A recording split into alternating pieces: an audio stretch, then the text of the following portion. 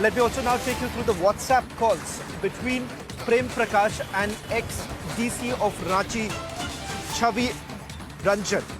Now, as per the Enforcement Directorate in the documents that have been accessed by Republic TV, and I'm quoting from the documents that have been accessed, this is exactly what they say. Prem Prakash is a power broker, influential person who has access to highly placed government officials and ministers in Jharkhand. Prem Prakash is also very close to Chavi Ranjan, ex-DC Ranchi, Amit Kumar Agarwal, also very influential person in Jharkhand.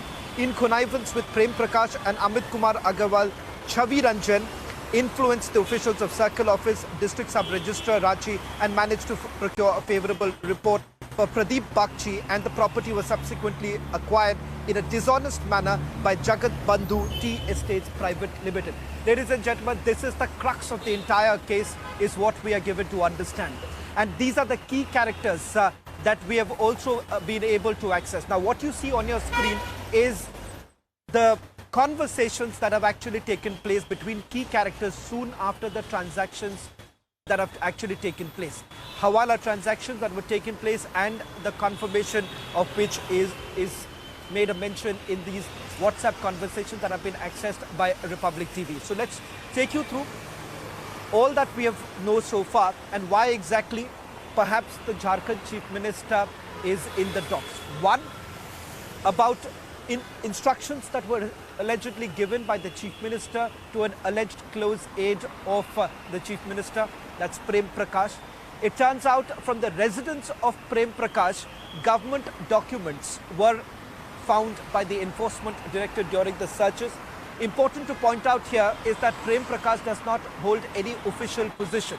A private person considered to be a close aide of the Chief Minister, from whose residence not just government documents but also, it turns out, AK-47 were recovered by the Enforcement Directorate when the searches were carried out.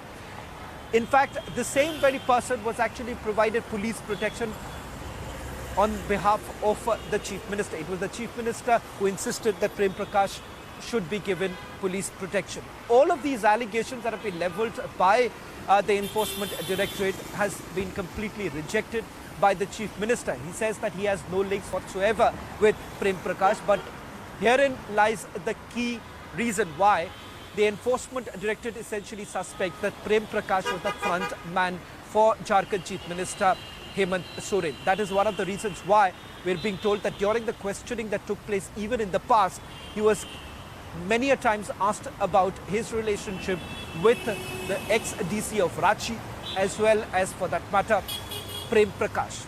Now, let's also try and break it down for all our viewers right now with regards to what this cash diary is all about.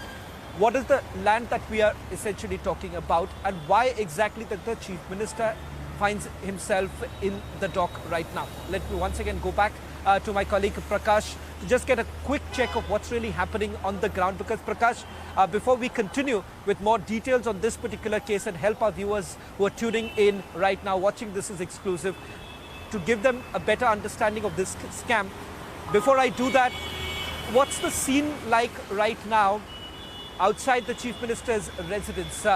Because we are being told that the governor too has been apprised about it. So what does it look like right now? Have the supporters of the Chief Minister gathered outside his residence? And also in terms of the movement of senior officials, Prakash, if you could just help our viewers understand. Well, I'll show you, I'll ask my camera person to pan the shots. Only media persons are allowed in this entire stretch of 100 meters. And we are all covering here the news outside the CM's residence. And this is the prohibitory area for today, because normal vehicular movement is not allowed. And 144 has been imposed in this particular area. So the preparations are in full swing from both the sides. And on the back side of the gate of the Chief Minister's residence, CRPF personnel have been deployed in large numbers. So are the supporters of Hemant Soren. And remember, this tribal supporters of Hemant Soren, if any action is taken by the ED, the tribal supporters of Hemant Soren, along with all the MLAs, can go berserk. I can tell you, it will be difficult for us to cover this event as well, because they all use the traditional weapons as well, and they will not even mind hitting us with the traditional weapons, the bow and the arrow. So in Jharkhand, they have their own traditional weapons. So preparations are from both the sides, but there's a lot of movement outside the CM's residence. As I told you, all the top senior officials of Jharkhand are inside the CM's residence, including the DGP Ajay Singh, DIG, IG, DC of Ranchi went inside the premises half an hour back. So, but I was wondering as to why did Hemant Soren lodge an FIR in the SC/ST case. If at all the ED plans to arrest him, there might be a counter-attack from the Jharkhand government as well, as it happened in the case of West Bengal and Delhi as well. So we'll wait and watch what happens here, but preparations are there from both the sides. All top officials camping inside the Jharkhand CM's residence. So as you say that ED might take some action, we'll wait and watch what are the actions that are going to be taken. But as we see that all kinds of forces have been deployed here, both from the Jharkhand police as well as the CRPF battalions are also put into place. Back to you. Well, thank you very much, Prakash. The next 1 hour is going to be extremely crucial in this particular case, as I'm picking up from my sources. But before I wrap up, let's just quickly take our viewers through all that we have put out on This Is Exclusive tonight. These are details that no other network has access, ladies and gentlemen. As we understand, sources essentially indicated punitive action likely to be taken against the Jharkhand Chief Minister. Not just that, Republic TV has also accessed the cash diary in the land scam. We are being given to understand prime property valued at 20 crore rupees given away at a throwaway price to a private person with alleged close links with the Chief Minister for just about 7 crore rupees. In the diary entries that have been mentioned, we're given to understand that top bureaucrats have been named. Ex-DC of Ranchi has also been named.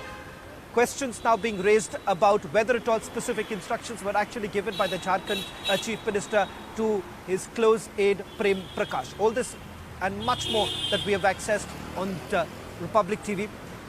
Next 35 to 40 minutes considered to be extremely crucial as the examination of the Chief Minister comes to the final leg. We'll get you all the latest details. That's all that we could pack in this edition. On the other side, news and updates continue. Brace yourselves for a revolutionary leap into the world of news with the Republic World app. We are not merely presenting a news app. We at Republic TV are ushering in a new era of digital news consumption. The Republic World mobile app has the essence of power of breaking news and the heartbeat of our impactful shows seamlessly integrated into a singular dynamic platform for you. Join us, viewers, in an experience that goes beyond conventional news reporting. Don't merely witness the news, become a part of it. Download the Republic World app, now available on both the Google Play Store and the Apple App Store.